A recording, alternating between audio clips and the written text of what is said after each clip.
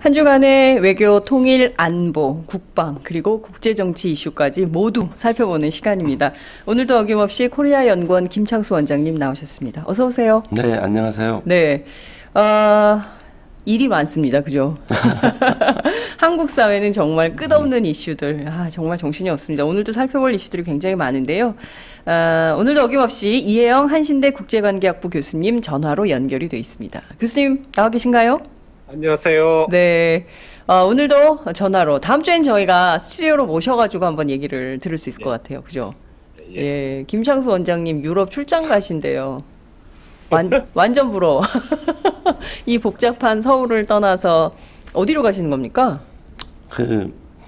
유러피안 아카데미라고 독일에 있는데요. 네. 거기서 이 유럽 통합 과정에 대한 연수 프로그램이 있습니다. 그래서 거기 가서 이 복잡한 동아시아 문제를 유럽 통합의 사례를 바탕으로 해가지고 어떻게 한번 풀어볼 수 있을까 연구를 하기 위해서 갑니다. 네.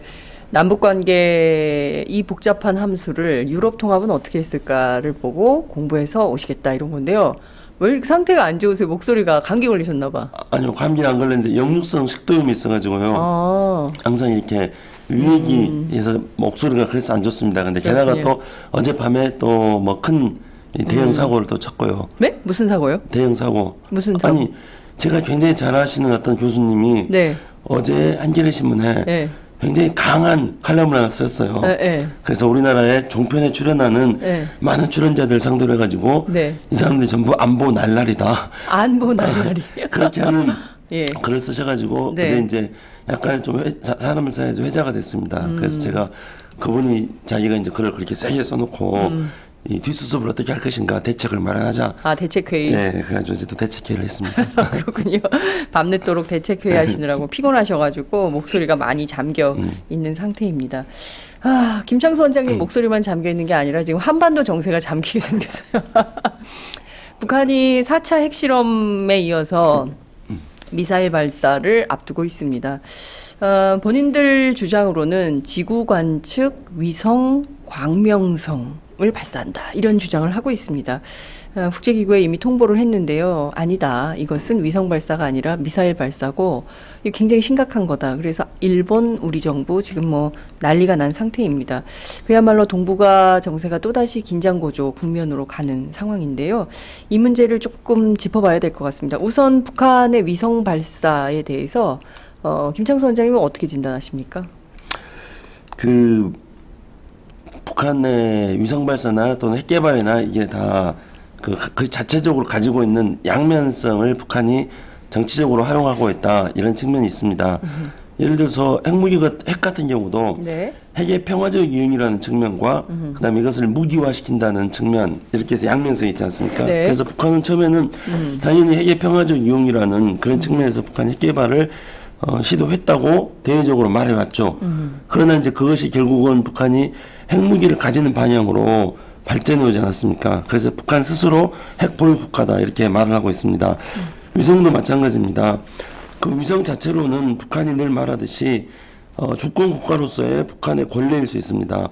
하지만 위성도 양면성이 있는 거죠. 그래서 한 측면으로서는 위성이지만은 다른 한 측면으로서는 그 위성 기술이 이제 국제사회가 문제 삼는 바로 미사일 기술과 한 3분의 2 정도는 중첩된다는 것이죠. 그래서 이 동전의 양면, 이게 위성이지만은 다른 한편으로는 언제든지 대륙간 탄도 미사일로 전환될 수 있습니다. 그런 양면성이 있기 때문에 북한은 그것을 위성 발사라고 이야기하고 있고, 미국을 비롯한 국제사회는 위성 발사를 가장한 미사일 발사다 이렇게 이야기를 하고 있습니다. 근데 실제로 북한 스스로도 이 위성 발사라고 공식적으로 말하지만은 다른 한편으로는 이것이 미사일 기술로 전환될 수 있음을 북한도 여러 차례 말해왔습니다.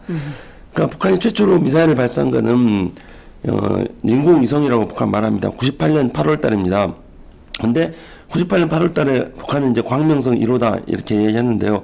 사실 위성 발사 맞습니다. 실패한 위성이었거든요. 그런데 그때 이제 북한 노동신문은 공식적으로 이 위성이 언제든지 미국 본토를 위협할 수 있다 이렇게 이제 말했습니다. 그리고 또 북한의 내부 문건들을 보면은 김정은 체제 들어와가지고 숙청당한 이영호 총참모장이 있습니다. 근데 이영호 총참모장도 내부적으로 이제 이 위성 기술을 미사일 기술을 전환해서 미국 본토를 위협할 수 있다 이렇게 말한 적이 있습니다. 그래서 북한은 공식적으로는 위성이다 이렇게 말하지만은 이 위성 기술의 양면성 때문에 언제든지 미사일로 전환될 수 있고 그것을 국제사회가 가장 우려하고 있는 것입니다.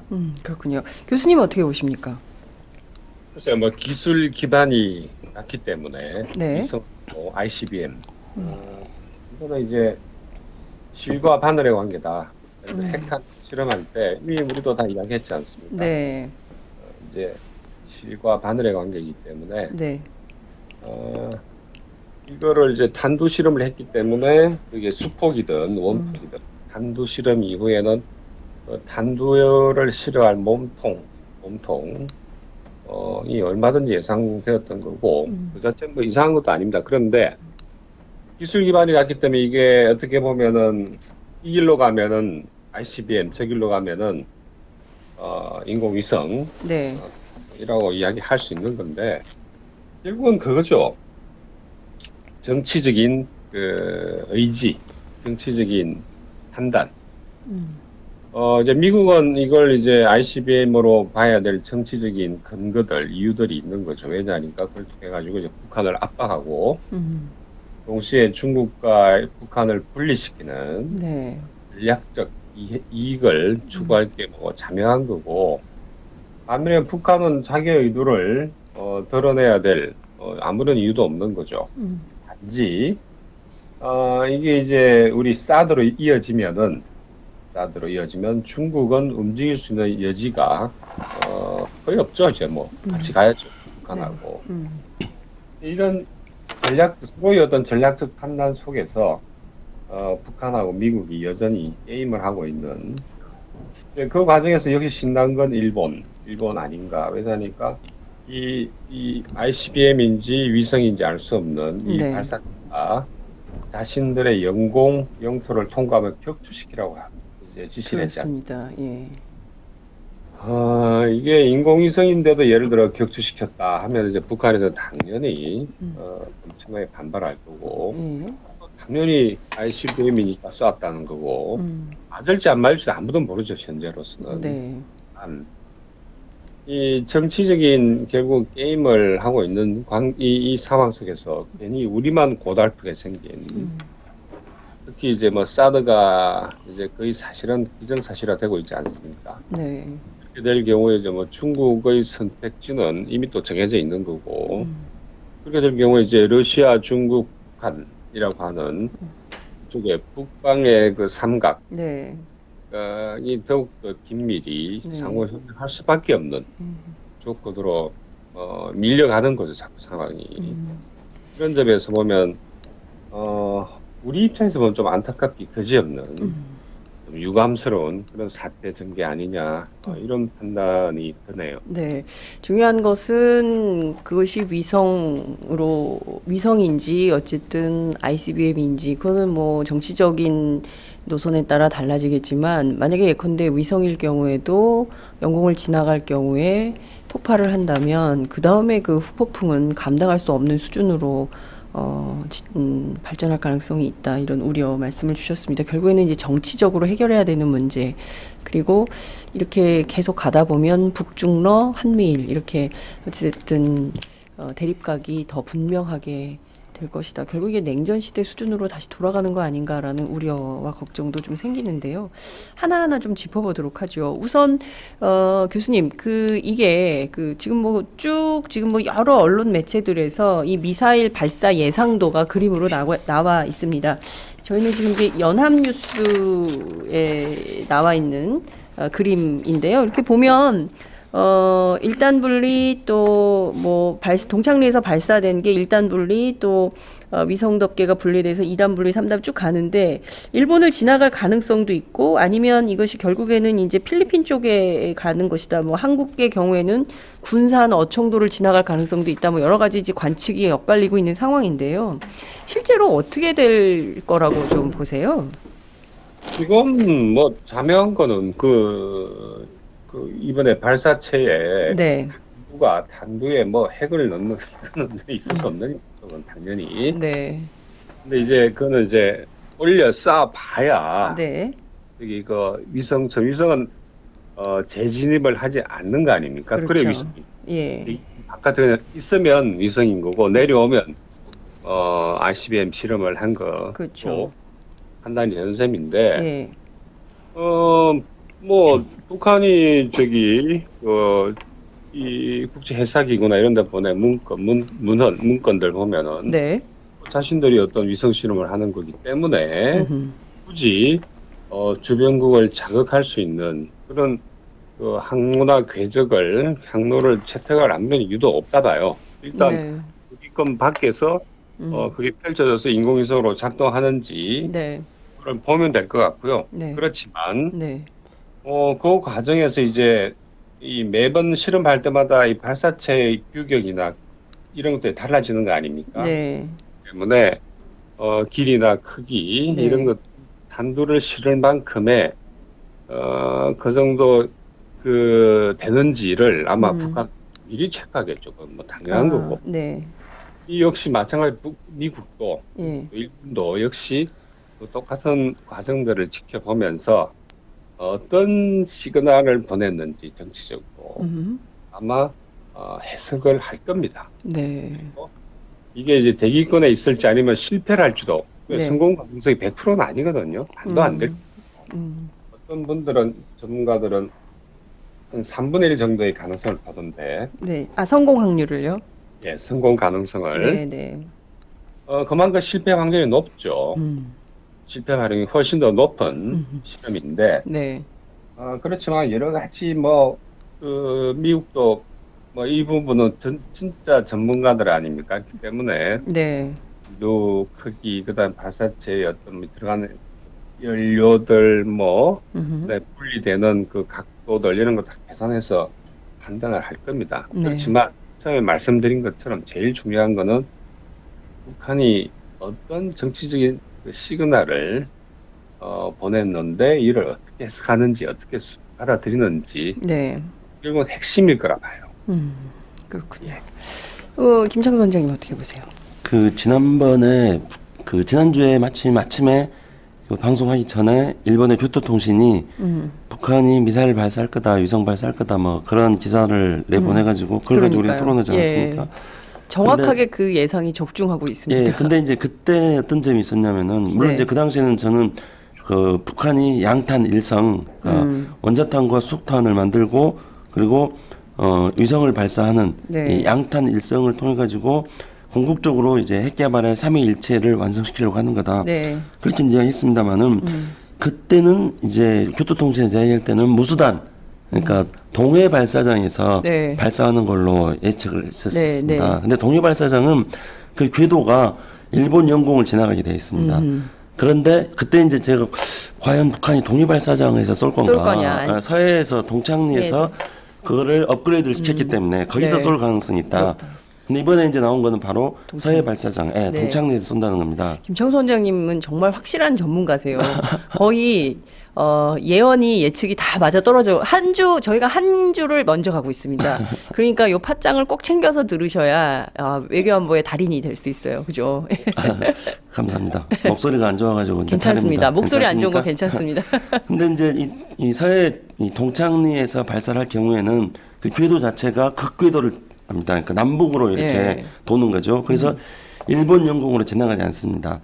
그러면은 지금 이제 아까 연합뉴스 그 그래픽을 보여줬습니다만은 그건 이제 입체적으로 표현한 거기 때문에 그게 입체를 평면으로 표현한 거기 때문에 각도를 약간 오른쪽에서 봤을 경우에 일본을 지나가는 것처럼 보여질 수도 있습니다. 하지만 이거는 극궤도를 돌기 때문에 남북으로 돕니다. 남북으로. 그래서 우리 사해에서 아마 이미 그 영공을 넘어갈 겁니다. 그러니까 우리 서해. 100km 이상을 수직 상승을 하는 거죠. 그렇게 해가지고 이제 남북으로 이렇게 도는 그런 궤도를 갖는 위성을 북한이 이제 발사할 거로 보여집니다. 왜냐하면은 북한이 2012년 4월달에 이미 그렇게 실험을 했다가 실패했습니다. 그때는 이제 외신들을 다 불러가지고 로켓 발사를 보여줬는데 그러니까 이제 실패했죠. 망했어. 그래서 바로 2012년 12월 12일 날 네. 성공했습니다. 그게 이제 이 남북으로 극궤도를 도는 네. 북극과 남극의 극궤도를 도는 위성을 그때 이제 발사했던 것이었습니다. 네. 그래서 이제 이번에도 그 궤도는 그렇게 갈 거라고 생각합니다. 그렇게 된다면은 일본 영공을 지나갈 일이 없습니다. 그런데 일본은 마치 일본 영공을 지나갈 것처럼 호들갑을 떨고 있는 거죠. 그렇게 하면서 일본 영공을 지나가면 뭐 격추시키니 어쩌니 이렇게 말하고 있는 겁니다. 네. 그러니까 북한이 앞에 말씀드린 것처럼 위성이 가지고 있는 동전의 양면과 같은 그런 측면들을 북한도 활용하고 있다 한다면은 일본은 북한의 위성 발사를 가지고 네. 자국의 집단 자위권 행사를 비롯하여 일본 자위대의 재무장을 강화시키는 방향으로 충분히 10분 지금 현재 일본이 이것을 활용하고 있는 거다 이렇게 보여집니다. 그렇군요. 정말 명쾌한 분석이십니다. 그런데 국내 언론도 상당히 호들갑을 떠는 거라고 볼 수 있어요. 일본의 이런 주장을 막 대대적으로 보도하고 있고요. 그리고 한국일보의 경우에는 이게 오발이 되면 군산에 혹은 우리 이 땅에 이게 잔해가 떨어질 수도 있다. 뭐 이런 그래서 뭐 심각한 문제가 될 거다. 그리고 또 동아일보나 채널A 같은 경우에는 이게 뭐 죽음의 사망의 골짜기 막 이런 얘기까지 하면서 굉장히 큰 위협이 있는 걸로 그러니까 예컨대 이제 우리 땅에 그게 뭐 떨어져서 문제가 될 오발일 경우에는 심각한 문제가 될 뭐 이런 가능성을 계속 보도하고 있거든요. 이건 좀 어떻게 보세요, 원장? 뭐 그러니까 북한이 이제 위성을 발사하게 된다면은 그 분리가 되지 않습니까? 다단 분리가 됩니다. 네. 그래서 본체가 있고 다시 이제 2단, 3단으로 이렇게 분리가 되어졌을 때 그 분리된 발사체는 지난번에도 우리 그 서해 남쪽으로 떨어진 적이 있었습니다. 그래서 발사체가 그렇게 뭐 떨어질 거라는 것은 예상을 할 수가 있습니다. 하지만 이제 지금까지 북한이 여러 차례 실험을 했는데 1998년도에 최초로 이제 우리가 대포동 1호라고 하는 네. 북한은 이제 광명성 1호라고 합니다. 그래서 98년도에 위성 발사를 했고 2009년도 그리고 2012년도 해서 지금까지 총 4차례 실험을 했습니다. 그래서 4차례 북한이 위성을 발사를 했을 때 그 위성 발사 자체가 2012년 4월 같은 경우는 실패를 했습니다만은 그 모든 경우에 그 발사체의 잔해가 태평양에 떨어진다거나 또는 동중국해에 떨어진다거나 이런 경우는 있었습니다. 그러나 이제 그 공중에 우리가 지금 언론에서 걱정하는 것처럼 아까 네. 뭐라고 죽음에 뭐라고 했다고 죽음의 했죠? 사망의 네. 골짜기. 그런 것 같이 그러니까 로켓 자체가 분리가 되지 않아 가지고 네. 그래서 우리 영공에서 터지는 그런 경우는 이제 지금까지는 없었습니다. 네. 그래서 북한이 지금까지 98년도부터 위성 발사 기술을 발전시켜 왔고 4차례에 걸친 발사를 했기 때문에 네. 이게 분리가 되지 않고 우리 영공에 추락할 확률은 높지는 않다고 생각합니다. 만약에 분리되지 않고 네. 영공이 추락을 한다면은 네. 그거는 우리가 우리 영공이 추락하는 잔해에 대해서 걱정을 하는 것보다는 네. 북한의 로켓 발사 기술이 네. 그 정도밖에 되지 않는다는 점에 대해서 오히려 어떻게 본다면은 북한의 로켓 발사 기술을 미사일 기술로 전환되는 것에 대해서 지금 염려를 하고 있는 거 아닙니까? 네. 근데 추락을 한다면은 북한의 로켓 발사 기술이 대륙간 탄도 미사일 기술로 발전할 만큼 그렇게 뛰어난 기술은 아니라고 오히려 어떻게 본다면 역으로 안도해야 되는 측면이 있다 이렇게 생각합니다. 그렇군요. 지금 뭐 종편 같은 채널A 이런 보도를 보면요.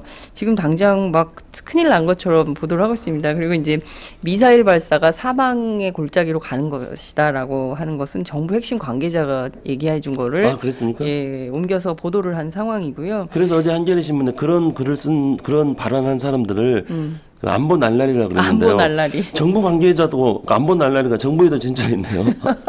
이 참 걱정입니다. 안보 날라리들이 정부를 들어가가지고 이렇게 국민들을 불안에 떨게 만들고 있는데 어찌됐든 오늘 오전 8시부터 청와대가 긴급 국가안전보장회의 상임위원회 소집해가지고 회의를 하고 있다는데요. 대북 강경책을 내놓을 전망이다 이런 보도가 쏟아지고 있는 상황입니다. 말씀하신 대로 지금 그 분석해 주신 내용을 들어보면 어찌됐든 이것은 동창리 발사는 일본을 위협할 가능성이 전혀 없는데 일본이 이렇게 뭐 무슨 난리를 치고 있는 상황입니다. 명백한 안보리 결의 위반이고 일본의 안전보장에 중대한 도발 행위이기 때문에 우리는 파괴 조처 명령을 내린다 이런 주장을 한 상황인데요. 교수님, 일본이 왜 이렇게 호들갑을 떤다고 보십니까? 일본이 모르지 않을 거 아닙니까? 그 동창리에서 발사되면 이 궤도가 어떻게 흘러간다는 것을, 그죠? 그럼요. 일본의 기술 수준으로는 뭐 충분히 파악하고도 남죠. 네. 근데 이게 뻔히 보이는 이제 호들갑. 네. 제가 처음부터 말씀을 드렸지만은 서로가 이제 정치적인 그 판단 속에서 신들이 정치적 전략적 이익을 추구하는 원래 이 정치 사건에 대한 해석은 당연히 정치적으로 봐야 되는 건데 지금 같은 경우는 일본은 당연히 이제 추구하는 전략적 이익은 미일 동맹에 기반해서 네. 동아시아에서 이제 한국을 하위 주니어 파트너로 편입시키는 한미일 군사 동맹을 좀 더 이 수준 높게 한 단계 더 업그레이드 시켜서 네. 동아시아에서 한편으로는 미국 이익의 충실한 전략적 파트너로서 역할하고 혹시 다른 한편으로는 일본 스스로가 이 동아시아에서의 그 패권, 헤게모니를 추구하는 네. 그런 어떤 전략적 이익. 동시에 이건 당연히 어떤 국내 정치하고 결부될 수밖에 없는 거죠. 당연히 그렇게 될 경우에는 이제 일본 우파들의 네. 어떤 국내 정치적인 어떤 그 헤게모니를 동시에 추구하는 사실은 굉장히 꽃놀이 패죠. 일본 현재 아베 정권으로 봐서는 네. 이런 어떤 북한의 어떤 이런 프로보케이션 이런 것들은 굉장히 사실은 즐거운 네. 꽃놀이 패 계속 쥐고 흔들어도 되는 네. 무슨 말을 해도 되는 네. 그리고 그걸 통해서 더욱더 미국으로부터 한 단계 더 높은 각종의 안보 동맹 동시에 그걸 통해서 자위대의 전력을 강화시키는 네. 어떤 그런 프로세스를 작동시킬 수가 있게 되는 거죠. 그렇게 그렇군요. 본다면은 일본을 봐서는 정말 나쁘지 않아, 매우 좋은, 네. 보다 더 좋을 수 없는 네. 그런 상황이 아니냐 이렇게 보입니다. 근데 일본 같은 경우에는 사실은 지금 북한이 이렇게 위성 발사하는 거를 가지고 호들갑을 떨 일은 아닙니다.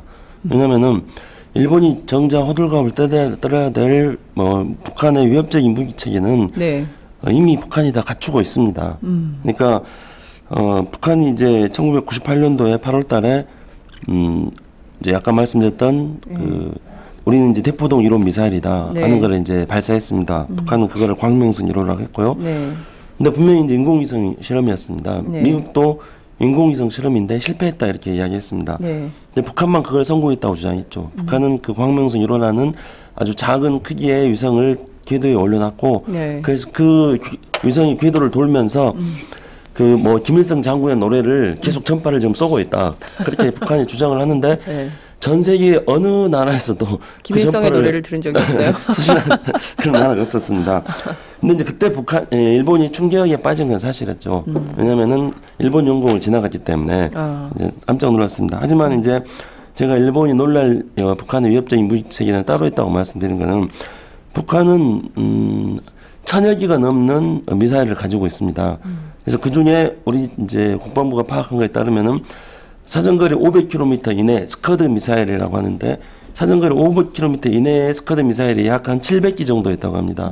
그리고 한 1000km, 1200km 정도 가는 노동 미사일, 일본 전 지역이 타격 거리 안에 들어가는 그 노동 미사일을 한 200 내지 300개 정도를 북한이 가지고 있는 걸로 지금 알려져 있습니다. 네. 그러면은 이 위성 발사 실험에 대해서는 이것이 대륙간 탄도 미사일 기술로 전환될 때 네. 미국을 겨냥하고 있는 거기 때문에 사실은 이제 미국이 가장 걱정해야 될 겁니다. 네. 하지만 이것이 일본을 겨냥하는 건 아닌 거죠. 이미 북한이 일본을 사정거리를 하고 있는 노동 미사일은 이미 수백 개를 한 200~300개 정도의 노동 미사일을 가지고 있습니다. 그렇기 때문에 북한이 일본을 위협한다면은 이러한 노동 미사일을 가지고 위협할 겁니다. 그리고 일본은 이것을 너무나 잘 알고 있지 않겠습니까? 네. 그래서 북한이 위성을 발사하는 걸 가지고 일본이 호들갑을 떠는 것에 대해서는 북한도 코웃음을 칠 겁니다.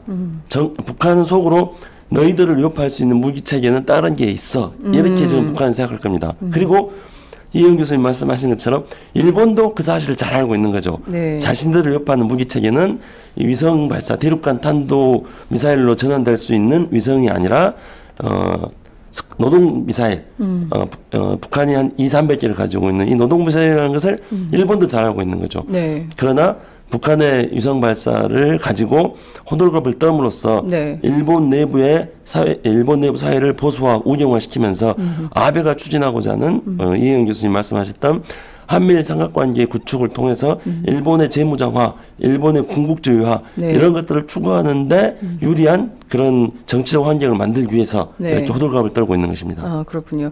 결국에는 일본 정치 아베 정권의 자국의 어떤 국내 정치용으로 북한 문제를 활용한 이런 활용하고 있다 이렇게 분석을 해볼 수 있을 것 같은데요. 말씀하신 대로 이번이 만약에 이제 위성이 아니라 대륙간 탄도 미사일 실험 발사다라고 하면 미국이 제일 또 이게 걱정을 해야 되는데 미국은 또 그렇게 그런 일본처럼 그렇게 극렬한 반응이 나오고 있지는 않습니다. 미국 국무부 대변인이 어제 그 기자들하고 만나서 한 얘기를 좀 보면은 한국과 일본이, 그러니까 그 북한의 이번 그 위성 발사 계획과 관련해서 한국과 일본이 강력한 대응 방침을 밝히고 있는 것은 기본적으로 주권 국가로서 결정할 사항이고, 그건 양국에게 문의해달라. 선거 때문에 그런가요? 어찌됐든 지금 그렇게 크게 막 반응하는 것 같지는 않습니다. 교수님은 미국의 이런 태도를 좀 어떻게 분석하십니까? 굉장히 이중적이죠. 이중적이다. 예. 미국의 아시아 태평양 사령관이 아주 드물게 네. 우리하고 인터뷰를 했지 않습니까? 네. 며칠 전에. 그래서 이제 중국이 사드 가지고 저렇게 반응하는 건 아주 흥미로운 일이다. 아주 이렇게 뻗었지. 네. 그래서 이제 아니 자기들을 겨냥한 것도 아닌데 사드 배치한 게 뭐가 문제냐. 그런 반응을 주한 미군이 그 태평양 사령부 휘하에 있는 거 아닙니까? 네. 속 상급의 어떤 사령관이 사드를 한다는 이야기를 한 것도 사실은. 그리고 이 태평양 사령부는 이제 미국으로 봐서 백악관의 지휘를 바로 받는 거니까. 이제 미국 수뇌부의 네. 난을 이야기를 한 셈이죠. 근데 우리가 잠깐 여기 대목이 하나 짚어야 될 대목이 뭐냐면은 네. 아까 우리 방금 김창수 원장님이 사실 일본한테 위협되는 거는 500km 사거리만 해도 충분히 날아가는데. 그렇죠. 예, 사실 ICBM이라고 하면 거의 5,000km까지도 봐야 되는 거 아닙니까? 그런데 우리 같은 경우에는 소위 그 한미 미사일 지침이라는 게 있어요. 한미 미사일 지침? 그러니까 한국하고 미국 사이에. 네. 우리가 이제 박정희 대통령 때 우리가 미사일 개발하는 거 미국이 한사코 반대했지 않습니까? 맞아요. 예. 그래가지고 괜시니 우리가 이제 미사일을 만들 때 그 사거리를 이제 처음에 한 200km 미만까지만 이제 전두환 정권 때 네. 까지만 미국의 허락을 받는 거죠. 허락을. 그러다가 지난 수십 년 동안에 조금씩 그 사거리가 늘어났어요. 지금은 한 800km까지는 물론 그 단두를 네. 한 500km짜리는 한 800km. 그다음에 단두가 커지면은 네. 사거리를 훨씬 더 적게 한 500km까지만 네. 까지만 만들 수 있게끔 미국이 허락을 해준 겁니다. 그러니까 우리 사실은 한두가 이제 한 1톤쯤 1000kg, 1톤쯤 되는 미사일은 우리도 만들 수 있는데 그 사거리는 미국의 어떤 그 지침에 따라서 500km까지밖에 못 갑니다. 네. 근데 이게 참 극명하게 네. 저는 물론 미사일 개발하고 이런 데 대해서 군비 경쟁하는 데 대해서 반대하는 쪽이지만 네. 일단 팩트는 팩트이기 때문에 네. 우리 같은 경우에는 미사일을 만들고 싶어도 1톤짜리 단두 같은 경우 500km 이상 못 나가요. 미국이 반대해가지고. 미국의 허락을 받아야만 만들 수 있는 건가요? 미국이 동의를 해줘야 되죠. 네. 근데 북한은 이제 뭐 5,000kg짜리 좀 실험을 하고 있는 거 아닙니까? 될지 안 될지 물론 확률은 네. 또 안 되지만 반도 안 되지만 그러면 미사일 개발에서만큼은 북한이 우리보다 훨씬 앞섰다 이렇게 봐야 됩니까? 그게 참 굉장히 국제 정치적인 거죠. 왜냐하면은 네. 미국이 우리 정도 기술 수준이면은 네. 왜 북한만큼 못 가겠습니까? 그런데 한미 미사일 지침이라고 하는 저 낯이 낡은 냉전 시기에서부터 유래하는 박정희 정부 때부터 유래하는 이런 어떤 터무니없는 지침 때문에 네. 하고 싶어도 못 하는 거죠. 지금 우리가 예를 들어서 특히 이명박 정부, 박근혜 정부로 오면서부터 더욱더 심하게 미국의 기술적 안보를 미국에 더욱더 의존하고 하게 되는 거 아닙니까? 네. 과거에 레토릭 상으로나마 뭐 자주국방 이야기 있었지만 이제는 쭉 들어가 버렸어요. 자체적인 어떤 기술 개발하기보다는 사오려고 해요. 다 마인드가 바뀌었다는 거예요. 예, 굳이 500kg건 뭐 800kg가 따질 거 없이 그냥 미주에 사오면 될 거 아니냐. 미국도 그걸 원하는 거죠. 그래도 굳이 뭐 돈 들여서 왜 만드냐. 우리 거 사다 써라. 네. 네. 고장난 비행기? 네.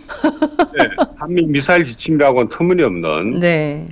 자주국가로서는 있을 수 없는 그런 걸 딱 족쇄를 채워놓고 너희들 500km 이상 나가면 안 돼 하고 딱 가이드라인을 정해놓은 거죠. 우리는 자발적으로 예 알겠습니다. 우리는 500km 이상 넘어가지 않을게요. 말 잘 듣죠 우리? 이런 식으로 하니까 굉장히 대수적인 거 이게 참 답답한 거죠. 우리 기술 수준은 충분히 네. 할 수 있어도 못 나가고 있는 그렇지만 굉장히 이율배반적인 게 남북한이나 어쨌든 이 아시아에서의 군비 경쟁이 격화되는 건 모두 이익에 반하는 거기 때문에 네. 그래서 본다면 뭐 나쁘지 않지만 근데 지금 북한은 지금 5,000kg짜리 실험을 네. 하고 있는데 우리는 이제 500kg만 쏠 수 있는 미사일을 자체 개발하도록 미국이 이렇게 지침을 정해놓았다 하는 네. 거는 무슨 짚어둘 필요는 있는 거 아니에요. 그 교수님께서는 군비 경쟁이 격화되는 것은 반대다 동아시아 지역에. 그렇지만 현재 놓여진 한국적 현실, 한미 미사일 지침에 따라서 기술 개발을 더 할 수 없는 상황. 이것은 좀 팩트로 사실로 알고 계시는 게 좋겠다 이런 말씀 주셨습니다. 김창수 원장님은 이런 미국 태도 어떻게 보세요? 예, 뭐 어떤 미국이 그 우리의 미사일 기술을 한미 미사일 지침에 가지고 제약하고 있는 거는 다른 한편으로는 이제 우리의 주권 제약적인 그런 측면이 분명히 있습니다. 그래서 우리는 위성을 발사할 수 있는 지금 기술적 능력을 가지고 있지 못합니다. 네. 그래서 우리도 나로를 비롯하여 위성을 여러 차례 지금 발사를 했지만은 네. 우리는 러시아의 위성 발사 기술 로켓을 네. 이용을 하는 거죠. 거기에 우리의 위성을 장착해가지고 발사를 하는 겁니다. 근데 이제 북한은 위성 기술은 거기에 이제 많은 그 첨단 장비들이 들어가기 때문에 과학 기술이 요구되기 때문에 네. 위성 기술은 북한은 우리보다 훨씬 더 뒤처져 있습니다. 현재.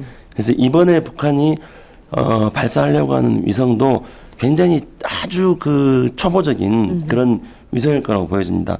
지난번에 이제 2012년 때 성공했다고 하는 그 네. 위성도 아주 작은 뭐 축구공보다 조금 더 큰 그런 정도 규모의 위성이었습니다. 그러니까 아주 그 초보적인 게죠. 근데 그 위성 기술은 네. 우리가 훨씬 뛰어난 거죠. 우리는 뭐 IT 강국이지 않습니까? 그럼요. 네, 그런데 이제 이 발사 기술, 네. 발사체 이 기술을 우리는 가지고 있지 못합니다. 그 이제 여러 가지 어떤 제약적인 요소 때문에 네. 그래서 어떤 사람들은 우리의 그 북한의 발사 기술과 네. 우리의 위성 기술이 결합하면은 어떻겠느냐. 뭐 그렇게 이제 뭐 인터넷을 보면은 네티즌들이 그런 여론, 그런 주변국이 원하지 않을 것 같아요. 당연하죠. 그리고 이제 미국은 이제 북한이 지금까지 몇 차례에 걸쳐서 위성 발사를 했습니다. 네. 네. 그래서 이제 첫 번째가 1998년도고요. 그 두 번째가 2009년도입니다. 그리고 세 번째가 2012년도고요. 네. 그런데 우리는 이제 그 중에 2006년도에는 진짜 북한이 미사일을 발사를 했어요. 그러니까 나머지 경우 98년과 2009년, 2012년은 위성 발사를 했습니다. 네. 그리고 2006년도에는 실제 미사일을 발사를 했었고요. 그런데 2006년도에 북한이 미사일 발사할 때도 북한이 이제 장거리 미사일을 시도했다고 추측을 합니다만은 날아가다가 중간에 추락해 버렸어요. 그래서 실패한 미사일 발사했다고 봅니다. 하지만 2006년도에 미국은 북한이 미사일 발사가 실패가 아니라 성공이다 이렇게 이야기했어요. 왜 그러냐면은 이제 미사일을 발사할 경우에는 네. 북한이 만약에 이제 핵전쟁 이론에 따르면은 북한이 미사일에다가 핵무기를 탑재해서 발사할 경우에는 바로 그 발사 지점을 네. 또 보복 공격을 하도록 되어 있습니다. 그래서 북한은 자신들이 미사일 발사를 하면서 네. 보복 공격에 대비해 가지고 2006년도에 미사일 발사할 때는 원격 조종을 통한 미사일 발사를 했습니다. 그러니까 거기에 사람이 없는 거예요. 그렇죠. 멀리 떨어져서 이제 컨트롤한 거였죠. 리모트 컨트롤. 네, 그래서 그 기술을 2006년도에 북한이 성공했다. 이렇게 이제 미국의 정보기관이 판단했습니다. 네. 그런데 이제 북한이 어쨌든지 간에 위성 발사를 했고 그 북한의 위성 발사를 미국은 미사일 기술을 이용한 위성이다 해가지고 북한의 위성 자체에 대해서도 부정적이기 때문에 안보리 결의를 하고 있습니다. 네. 그래서 안보리 결의에 따르면은 미사일 기술을 이용한 것이기 때문에 위성 발사도 금지되어 있습니다. 그런데 북한이 미국을 살살 약을 올렸어요. 왜냐면은 저는 이런 미국 북한의 이 태도 자체가 굉장히 바람직하지 못한 태도라고 생각합니다. 북한의 태도가. 예. 예를 들어 보면은 2006년도에 북한이 그 이제 원격 조종을 통한 미사일 발사했을 때 네. 그때가 7월 5일이었습니다. 그러면은 7월 4일 미국 독립기념일이잖아요. 미국의 독립기념일에 맞춰서 한 거죠. 그래서 그래요. 북한이 미사일 발사를 하면서 미국이 독립기념일에 맞춰서 할 때 미국의 주목 끌기, 관심 끌기에 성공할 수 있다고 판단해가지고 하여튼 노이즈 마케팅은 최고야. 그렇지만은 그게 역효과죠. 그러니까요. 왜냐하면 미국 사람들은 자신들의 그 역사가 짧기 때문에 독립기념일에 대해서 굉장히 중요하게 생각하잖아요. 그렇죠. 성대한 축제를 합니다. 네. 근데 갖다 대놓고 나무집 잔치에 찬물 끼얹는 거라고 미국 재를 사람들 뿌린 거. 그렇죠. 제낀 당연히 싫어하는 거죠. 그리고 2009년도에 북한이 그때는 이제 위성 발사를 했습니다. 네. 근데 위성 발사를 할 때 그날이 4월 5일이었습니다. 근데 이 4월 5일은 뭐냐면 오바마가 2009년도에 취임하지 않았습니까? 네. 그래서 오바마가 취임을 하면서 핵 없는 세계를 만들겠다 해가지고 그 오바마는 그 말만 했는데 네. 그 말한 걸 가지고 2009년도에 노벨 평화상을 받지 않았습니까? 맞아요. 근데 2009년도에 핵 없는 세계 선언을 하는 날이 오바마가 체코의 프라하에 가서 4월 5일 날 핵 없는 세계에 대해서 오바마 구상을 발표하는 날이었습니다. 그날 새벽에 북한이 위성을 발사한 맞아요. 거예요. 예. 그러니까 이제 제가 그 당시에 이제 미국에 있었기 때문에 미국의 그 상원 의원들과 그다음에 미국 그 백악관 뭐 국무부 이런 사람들의 여론을 제가 잘 들을 수 있는 그 상황이었습니다. 네. 그래서 미국 당시 이제 오바마 정부는 북한이 발사를 하는 것은 이거는 인공위성이다. 이렇게 정리를 했어요. 네. 그래서 북한이 발사를 하면은 네. 이거는 인공위성이고 그래서 이거는 북한의 주권적 권리이다. 이렇게 정리를 하면서 북한과의 적대적 관계로 안 가려고 생각하고 있었어요. 아, 미국의 상원 의원들이나 미 국무부가 오바마 행정부가. 예, 그렇게 생각하고 있죠. 근데 4월 5일 날 쏜 거예요. 위성을 쐈어요. 네. 그런데 오바마를 깨웠어요. 체코에서 잠자고 있던 오바마를 깨운 거죠. 그렇게 해가지고 왜 이게 문제가 되냐면은 두 가지 문제가 됩니다. 하나는 그 당시에 2008년대 미국 민주당 경선에서 지금도 이제 미국의 또 경선인데 힐러리 클린턴이 오바마를 공격할 때 어떻게 공격했냐면은 너는 새벽에 국가 안보의 위기 상황이 발생했을 때 잠이나 자고 있냐? 아니 잠을 잘 거. 너는 일어나서 과연 그 긴급적으로 골든타임에 그 위기 조치를 취할 수 있는 능력이 있느냐? 너는 없다. 힐러리가 그랬습니다. 근데 네. 나는 있다. 왜냐면 나는 백악관 생활을 해봤기 때문이다. 난 영부인으로서 해봤다. 경험이 있다. 이렇게 말했는데 바로 새벽에 쏜 거예요. 그래서 오바마를 테스트한 거죠. 오바마가 과연 북한이 오바마를 테스트한 거예요. 거죠. 예, 4월 5일 날. 그리고 그날이 또 오바마가 핵 없는 세계 연설하는 날이었습니다. 그래서 오바마가 일어나가지고 속되게 표현해서 열이 받은 거죠. 그렇게 해서 오바마가 핵 없는 세계 연설문을 수정을 합니다. 그래서 북한의 미사일 발사에 대해서는 용납할 수 없다 이렇게 해버린 거예요. 그러니까 사실상 위성 발사했는데 네. 그렇게 됨으로써 북한은 역효과를 가져온 거죠. 네. 그래서 오바마 정부 입장에서는 대통령이 북한의 미사일 발사라고 해버렸기 때문에 당연히 미사일 발사에 대해서 미국은 규제를 해야 되는 상황으로 갔던 거죠. 그래서 어떻게 보면 북한이 굉장히 미련하네요. 스스로 족쇄를 채우는 거 아닙니까? 이런 잘못된 그러니까 어리석은 행동으로. 이런 북한의 대미 외교가 네. 저는 굉장히 어떤 성숙하거나 세련되지 못한 대미 외교 방식이라고 생각합니다. 그러니까 이와 같은 북한의 대미 외교 때문에 네. 그러니까 미국의 아시아 정책도 문제지만은 네. 그러나 그런 미국의 아시아 정책에 대해서 북한의 미숙한 대미 외교가 또한 이것을 한반도 상황, 동아시아 상황을 악화시키고 있다는 겁니다. 그렇군요.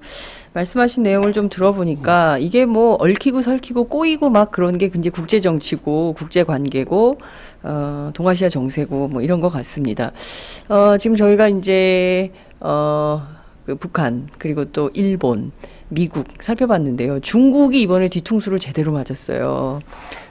우다웨이가 북한에 있지 않았습니까? 이번 그 핵실험과 관련해서 뭔가 문제를 풀어보려고 우다웨이가 북한에 가서 북한 방문 중에 이게 딱 터진 거예요. 그래서 오늘 이제 중국 정부 입장을 밝힌다 이런 보도가 나오고 있는데요. 여러 언론들이 지금 그 물먹은 중국, 이렇게 북한의 물먹은 중국 이렇게 보도를 좀 하고 있습니다. 교수님 어떻게 보세요? 일단 중국이 정말 몰랐을까 싶기도 하고요. 몰랐다면 이거를 어떻게 해석을 해야 될까 싶기도 합니다. 교수님 어떻게 분석하십니까? 이 북이 네. 미사일 실험을 한다, 미사일 내지 혹은 인공위성 실험을 한다는 거를 중국이 모르고 갔지, 혹은 알고 갔는지, 여기서 이제 팩트 확인이 들어가야 되죠. 네. 근데 언론은 모르고 갔기 때문에 뒤통수, 이렇게 야마를 정리하고 있지 않습니까? 네. 그래가지고 중국이 북한에 대한 관리 능력을 상실한 거 아니냐는 매우 주관적인, 그리고 우리 이 우물한 개구리식의 그런 어떤 해석 프레임을 네. 들이대는 거죠. 그렇기 때문에 중국도 물을 먹었다. 그렇기 때문에 중국이 이제 뒤통수를 맞고 열을 받아서 대북 제재에 들어올 거다 하는 네. 어떤 희망 스킨, 우리만의 주관적인 희망을 여지없이 언론에서 받아 적고 있는 거 아니냐. 받아쓰기 하고 있다 언론이. 네. 그런 사람들이 들어요. 우선 아까 처음에 말씀드린 것처럼 요 실험을 알고 갔는지 모르고 갔는지 네. 우선 확인을 해야 되는데 그건 지금 현재 확인이 안 되고 있는 거 아닙니까? 네. 그다음에 두 번째로는 이렇기 때문에 북한에 대한 중국의 어떤 그 통제 관리 능력을 삭제한 거 아니냐, 이건 전부 다 어불성설의 이야기죠. 지금 북한과 중국의 관계를 한미 관계라고 하는 잣대를 가지고 보고 있는 거죠. 한미 관계를 해오는 관점으로 북중 그렇죠. 관계를 보고 있는 거다.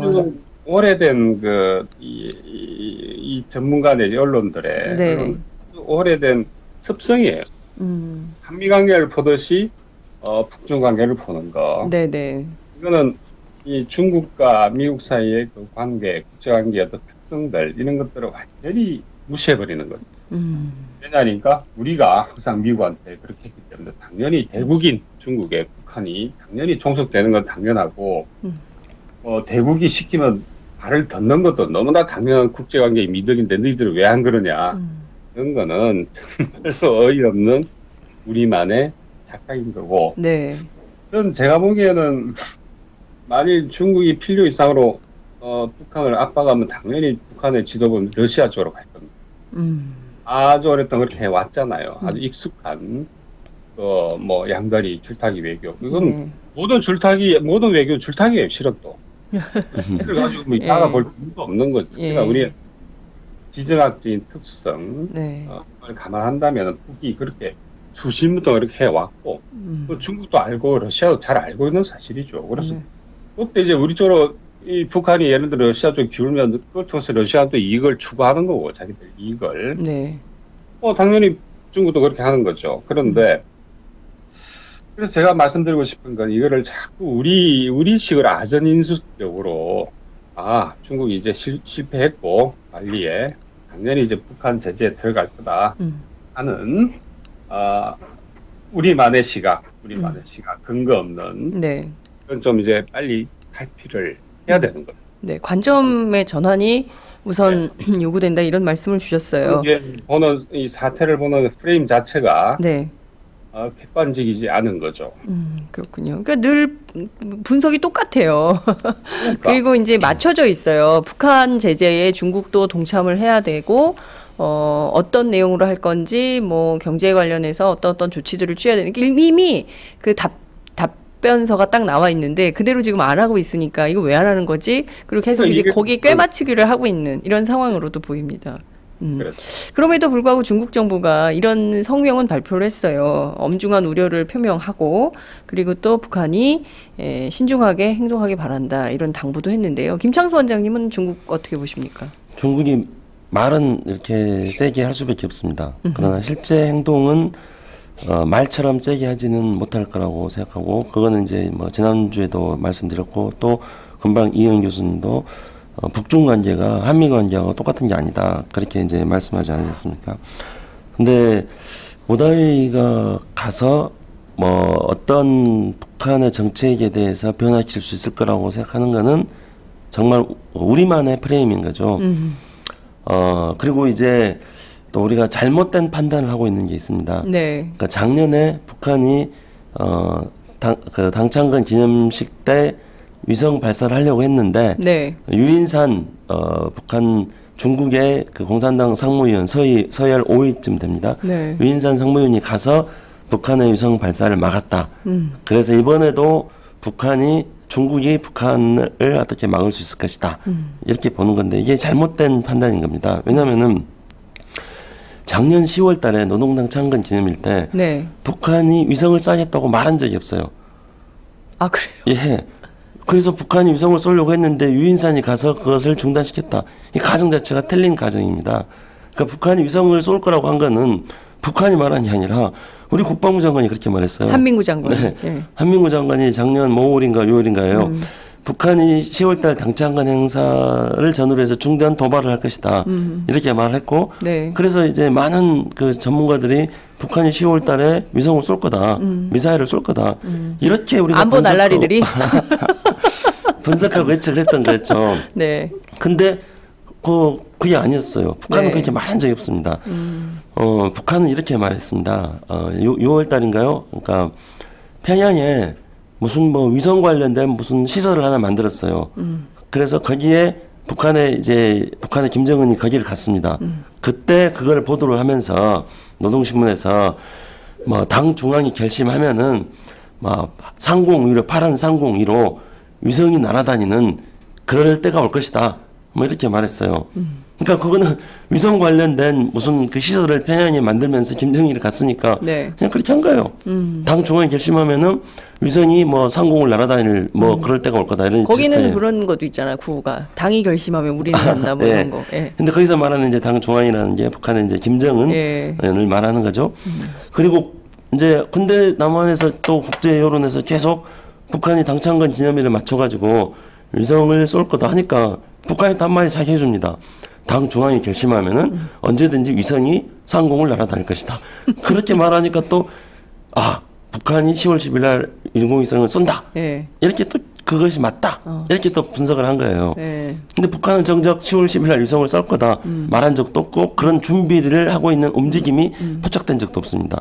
그래서 유인산이 10월 10일 날 갔는데 네. 위성을 북한이 쏘려고 그랬는데 유인산이 가서 안 막은 쐈다. 거다. 막은 거다 이렇게 하는 거죠. 그래서 이제 이번에도 우다이가 가면은 그걸 막을 거다. 전혀 가정 자체가 잘못된 거고. 근데 우리는 왜 그러는 거예요, 정말?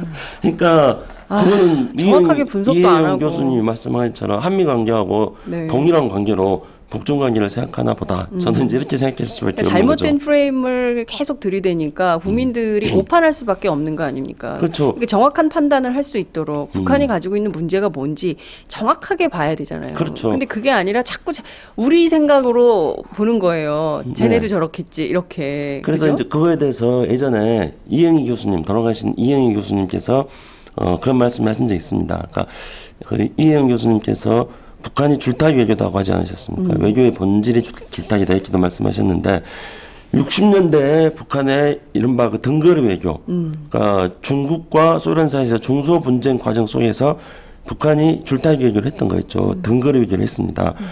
근데 이제 그때 북한이 소련 편으로 살짝 이렇게 기울어져 있을 때, 네. 그럴 때 1968년도에 북한이 포에블로 납치를 예, 한 납치 거죠. 사건. 그래서 이제 미국이 그 당시에 소련을 통해 가지고 네. 푸에블로를 반환해라 이렇게 소련에게 주문했습니다. 그 실제로 소련이 움직였어요. 그렇게 해가지고 북한에게 푸에블로 반환해라, 미국하고 협상해라 이렇게 이야기했습니다. 그런데 북한은 움직이지 않았어요. 그래서 소련이 미국에게 말해준 거는 야, 우리가 북한 이렇게 움직이려고 하는데 북한은 우리 말 절대 안 듣는 나라다. 이렇게 그 당시에 68년대에도 이미 60년대에도 그랬던 겁니다.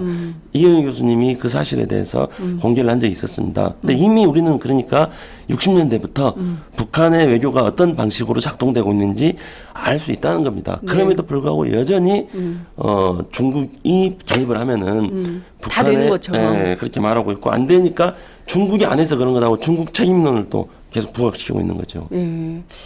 정말 저희가 여기 서울 마포구 상암동 이 작은 스튜디오에서 지금 그 동북아 정세를 쫙 들여다보고 있는 것이고 지금 김창수 원장님도 물론 전문가시긴 하지만 이렇게 정확하게 알고 계신 것들을 우리 정부 외교 당국자가 모를까, 국방부에서 모를까, 청와대가 모를까, 안보 컨트롤 타워가 정말 모를까, 기자들이 모를까라는 생각도 기자들 좀 모를 수도 있을 것 같아요. 출입처가 워낙 많이 바뀌니까 모르던 기자들이 오면 역사적 맥락을 잘 모르는 상태에서 기사를 그렇게 쓸 수는 있지만 어쨌든 노련한 외교 전문가들 있지 않습니까? 이제 그런 분들이 잘못된 프레임으로 접근을 해주기 때문에 아마 기자들도 그런 걸 앞서 교수님께서 받아쓰기 하고 있다 이런 지적도 해주셨지만 그렇게 쓰는 거예요. 결국에는 계속 우리 국민들이 외교 문제에서 오판하도록 만드는 길을 트는 이 문제에 대해서도 언젠간 저희가 좀 정확하게 짚어봐야 될 것 같다는 생각이 좀 듭니다. 제일 중요한 건 우리 정부인 것 같습니다. 왜냐하면 우리가 여기 살고 있잖아요. 앞서 저희가 지적해 드렸던 것처럼 우리 영공을 이제 지나갈 것이고요. 그 지나가는 날짜가 8일에서 25일이라고 했지만 16일이 될 가능성이 제일 높다. 광명성, 김정일 생일 이런 게 연관돼 있기 때문에 16일 오전 8시에서 10시 사이가 될 거다 이런 예측까지 나오고 있습니다. 우리 정부가 강경 대응한다는 것인데요. 실제로 그러면 강경 대응 뭐 할 건데 별로 할 게 없다. 이런 보도가 또 언론에서 나오고 있습니다. 개성공단 폐쇄? 그거 쉽지 않을걸? 근데 그 인도적 지원? 그거 주던 게 있어야 끊지. 이제 이런 얘기들이 나오는 거예요. 교수님 어떻게 보십니까? 글쎄요, 그건 우리가 폭탄 실험할 때부터 쭉 하던 그러니까요. 예. 할 수 있는 게 뭐가 있냐, 더 이상. 예를 들어서 이제 비군사적 방법으로 그걸 압박할 수 있는 실질적이고 실효성이 있는 그게 이제 뭐가 있을까? 별로 없으니까 자꾸 유엔 안보리 이야기를 계속 꺼내는 거거든요. 오래된 낡은 노래죠. 그래서 네. 뒤집거리는 끊임없이 다시 털어대는 거죠. 실제로 우리가 남북관계 지금처럼 이렇게 최악의 수준에 와 있는데 뭘 말씀하신 것처럼 끊을 게 있어야죠. 그러다 보니까 계속 말폭탄만 쏴대는 거고 또 안 되니까 계속 중국이 압박하면 될 거라고 하는 희망 섞인 그렇지만 근거 없는 순전히 우리의 어떤 우물한 개구리식의 시각을 구성하는 거죠. 그렇기 때문에 현재로서는 누차 이야기했지만 이미 별로 할 게 없습니다. 현재로서는 이미 할 수 있는 거 다 했고요. 그렇기 때문에 새로이 세컨드리 보이콧 이야기도 이번이 처음도 아닌 거고, 네. 그래서 그게 가능하지도 않고, 네. 그렇기 때문에 현재로서는 별거 할 거 없고 끊임없이 구두탄의 수준을 이 수준을 높이는 거, 말폭탄을 세게 하는 거 말고는 네. 오죽한 수가 없구나 하는 게 우리 생각인 거죠. 네. 아이고 참. 네. 김창수 원장님. 실제로 정말 수단이 없는 건데요. 근데 북한의 미사일 발사를 중단시킨 전례가 있습니다. 그러니까 지금까지는 북한이 다 위성을 발사를 했고요. 2006년도를 제외하고 그래 이제 북한은 위성 발사를 통해 가지고 다단 분리 능력에서 이제 그 장거리로 날아갈 수 있는 네. 로켓의 이렇게 다단 분리 능력을 향상시키고 그리고 그 탄두에 이제 위성을 좀 더 큰 사이즈의 위성을 장착하고 네. 그렇게 함으로써 이번에는 이제 10,000km 이상 날아가는 그래서 미국 본토까지 날아갈 수 있는 로켓 능력을 이제 이번에 북한이 이제 키워서 곧바로 대륙간 탄도 미사일 기술로 이제 전환시키려는 그런 이제 의도를 가지고 있는 걸로 보여집니다. 네. 그런데 이번에는 어쨌든지 간에 위성이라는 거죠. 예. 그런데 2013년도에 5,000km 정도 날아갈 수 있는 무수단 미사일을 북한이 발사하려고 했습니다. 실제 미사일 발사하려고 했죠.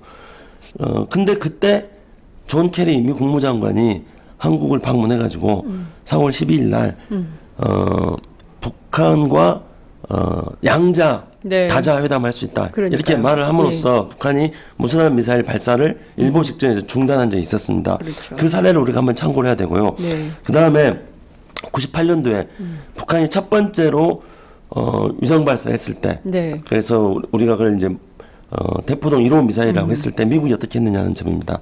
그때 미국은 북한을 제재하기 위해서 페리 전 공화당 시절에 국방장관을 이 북한 대북 담당관으로 장관급으로 임명을 합니다. 네. 그렇게 해서 북한에 대한 제재를 연구를 하도록 합니다. 근데 그 당시에 이제 김대중 정부에서 임동원 장관이 네. 대북 정책에 있어서의 어떤 김대중 정부의 설계사지 않았습니까?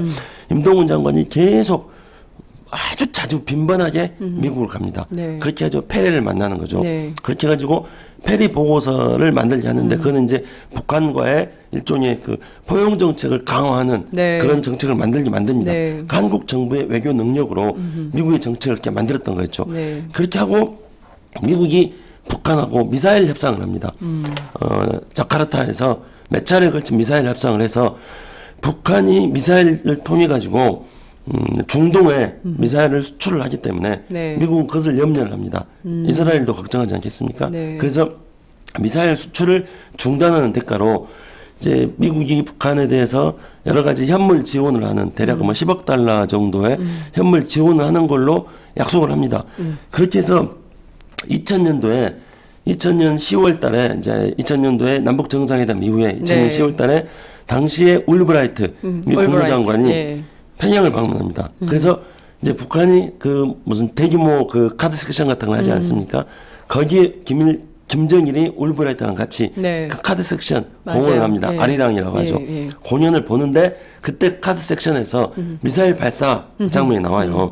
그러니까 김정일이 그 당시에 이제 미사일 협상을 하고 있는 네. 중이기 때문에 울브라이트한테 이것이 우리의 마지막 미사일 발사가 될 거다. 아하. 그렇게 울브라이트에 말합니다. 그런데 이제 그 당시에 그 미국하고 북한 관계가 굉장히 좋았는데 그때 그 클린턴 미국 대통령이 북한을 방문하는 것으로까지 협의가 됐던 거였죠. 네. 그런데 그 당시에 문제의 미국의 플로리다 대선 개표 문제 때문에 네. 그래서 엘 고어가 대통령이 되지 않고 네. 부시. 가 됨으로써 부시는 되자마자 북한을 네. 악의 축을 하고 그렇죠. 북미 관계가 단절됐고 네. 그래서 미사일 협상도 단절되고 그래서 북한은 그 이후로 끊임없이 또 미사일 기술을 발전시켰습니다. 그래서 우리는 이러한 어떤 역사적 과정을 이 시점에서 다시 한번 생각해 보면서 네. 북한의 미사일 기술 능력을 우리가 어떤 중단시키는 방법이 뭔가에 대해서 즉자적 대응이 아니라 국가 전력을 가지고 종합적으로 대응해 나갈 필요가 있는 것입니다. 네. 말씀하신 대로 페리 프로세스를 기억하는 분들이 많이 계실 겁니다. 그리고 또 케리 장관의 방문도 기억하는 분들도 많이 있으실 텐데요. 과연 우리 정부가 네오콘의 길로 가서 남북관계 계속 이런 상태로 또 얼마나 불안합니까? 지금 경제도 어려운데 북한 이슈까지 생겨서 더욱더 어려운 경제를 더 얼어붙게 만들 거냐. 우리 정부가 정말 중대 결단을 해야 된다라는 말씀을 좀 드리고 싶습니다. 많은 분들이 댓글로 의견을 주셨습니다. 김창수님 목소리 점점점. 창수형 최고 외교안보의 노스트라다무스? 창수트라다무스. 추진체가 떨어질 위험이 있으니 서해에서는 잠시 조업 중단하라 이런 얘기가 있을 거다라는 의견. 그리고 일본은 미국 대신 일본이 걱정해주는 오지랖 뭐 이런 얘기도 있습니다. 이거는 그 이혜영 교수님께서 말씀해주신 한미 미사일 지침과 관련된 의견인 것 같은데요. 세상의 지침이라니 국가 간에 이게 할 얘기인가요? 북한도 참 안타깝네요. 이런 얘기 주셨습니다. 대통령 하나 잘못 뽑아서 진짜 여럿 고생한다. 아휴, 뭐 이런 의견을 주신 분들도 계십니다. 시청자들께서 많은 의견 주셨는데 사실 오늘 저희가 그 미국 대선 얘기를 조금 나눠서 하려고 그랬어요. 30분 절반 쪼개서. 그런데 또 이제 북핵 문제가 우리 운명과 관련이 돼 있기 때문에 얘기를 하다 보니 또 역사적 배경 얘기 듣다가 이렇게 너무 길어져서 얘기를 못 했는데요. 시간이 다 되지만 그래도 한 말씀씩은 꼭 듣고 싶습니다. 이번에 아이오와 코커스에 대한 분석 진단이 막 나오고 있는데요. 결국 비주류 네, 비주류 정치인이었던 버니 샌더스가 이긴 거 아니냐. 0.4% 차로 힐러리 클린턴이 이겼지만 결국 승자는 버니 샌더스였다. 이런 분석이 나오고 있습니다. 교수님 어떻게 보세요? 마지막 그 얘기만 좀 하고 저희가 다음 주에도 미국 대선 얘기를 해야 될 것 같아서요. 예, 좀 저도 뭐 좀 준비를 했었는데. 네. 그렇습니다. 이게 그 세계 자본주의의 본산, 미국에서 벌어지고 있는 이 정치 혁명이라고 부를 수 있는 엄청난 충격이죠, 사실. 네. 근데 저도 아주 계속 관찰하고 있는 그렇지만 어떤 면에서는 부럽기도 해요. 왜 우리 미국보다도 오히려 뭐 모순의 그 강도에서 훨씬 더한 우리 같은 여성처럼 정치인이 안 나올까? 70대 구부정한 노인네가 전 세계 정치판을 흔들고 있는 거 아닙니까? 미국뿐만 아니라. 그렇죠. 여기에는 무엇보다도 변화에 대한 미국 민중들의 열망을 이제 흔들림 없는 소신으로 수십 년 동안 일관되게 왜 저런 정치인이 우리는 없을까? 한번 볼 때마다 자꾸 우리 쪽을 되돌아볼 수밖에 없는 그런 아쉬움이 있습니다. 아무튼 다시 한번 좀 미국 대선, 역대 대선 가운데 가장 흥미로운 대선이 아니냐, 이런 생각이 들고요. 좀 우리도 좀 여기에 대해 좀 자세히 우리 입장 내지 관점을 정립을 할 필요가 있겠다, 그런 생각이 드네요. 네. 교수님 말씀하시는데 목소리가 흔들려요. 그 정도로 참 갈망이 큰 것이죠. 우리에게는 왜 불평등과 제일 앞에서 싸우는 평생을 걸고 비주류의 삶을 살면서도 민중을 위해서 싸워주는 정치인이 없을까. 교수님 목소리가 흔들리니까 저도 흔들리네요. 김창수 원장님 어떻게 생각하시는지요? 예. 뭐 우리 청취자 여러분께서 제 목소리 안 좋다고 그러셨는데 제가 풍무 양꼬치를 먹든지 네. 막하산산을 먹든지 아무튼 목소리를 조금 개선시키겠습니다. 네. 이번에 이제 그 아이오와 코커스 같은 경우에 뭐 언론에서도 많이 이야기합니다만은 간단하게 말씀드리자면 두 가지를 우리가 주목해서 봐야 된다고 생각합니다. 첫째는 루비오가 3위로 등장했다는 거. 네, 이거는 이제 미국의 공화당이 트럼프 같은 막말하는 뭐 극우 뭐 미국 사람 트럼프 안 듣겠죠? 또라이. 트럼프 이거 들으면 또 저한테 막말할 거예요. 괜찮아요. 계속 그 국제 정치만 계속 썼던 한겨레 뭐 기자가 자기는 이제 국제 정치 안 하고 싶다 그래서 왜 그러니까 자기가 부시를 계속 비판하는데 한 번도 항의 전화가 안 온대요.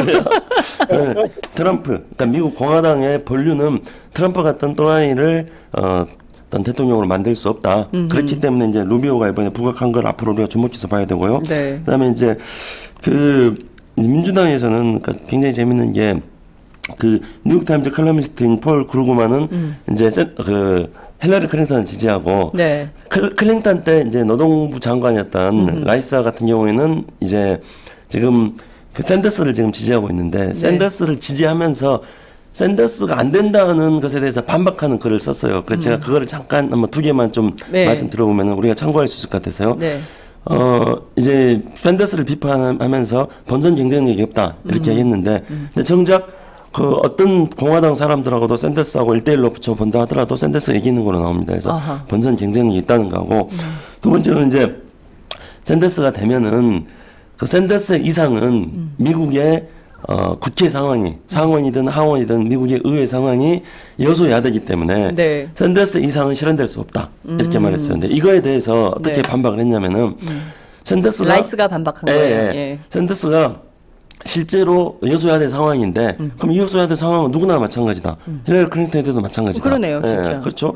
그럼 이 여소야대 상황을 이기려면 극복하려면은 샌더스가 되어야지 젊은 층들이 미국 정치에 혁명적으로 참여를 하게 돼서 그 젊은 층들이 혁명적으로 참여하고 있는 그 동력으로 여소야대를 극복해 나갈 수 있다. 이렇게 말했습니다. 근데 네. 저는 이거 굉장히 귀 기울여 볼 만한 이야기라고 생각합니다. 그래서 미국이 지금 현재 샌더스가 얘기하는 양극화 극복 문제, 미국 사회가 안고 있는 양극화 문제는 우리도 마찬가지지 않습니까? 지금 네. 이제 우리 경제 위기, 양극화, 청년 일자리 문제. 그래서 우리가 이걸 극복해 나가는 데 있어서는 저는 청년층들, 젊은 층들이 혁명적으로 정치에 참여해서 설사 어떤 새누리당이 다수당이다 하더라도 그 혁명적 참여, 젊은이들의 참여에 의해 가지고 새누리당이 의회 권력을 장악하고 있는 것들을 우리가 이기고 극복해 나갈 수 있다. 그렇게 생각합니다. 네.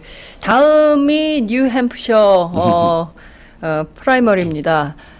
여기는요, 당원만 참여하는 게 아니라 일반 시민들도 다 참여할 수 있도록 길이 열렸다. 그래서 아마도 이번에 0.4% 차이로 힐러리가 간신히 이겼기 때문에 요때 일반 시민들, 특히 청년의 참여가 엄청나게 늘어날 거다라는 전망이 쏟아지고 있습니다.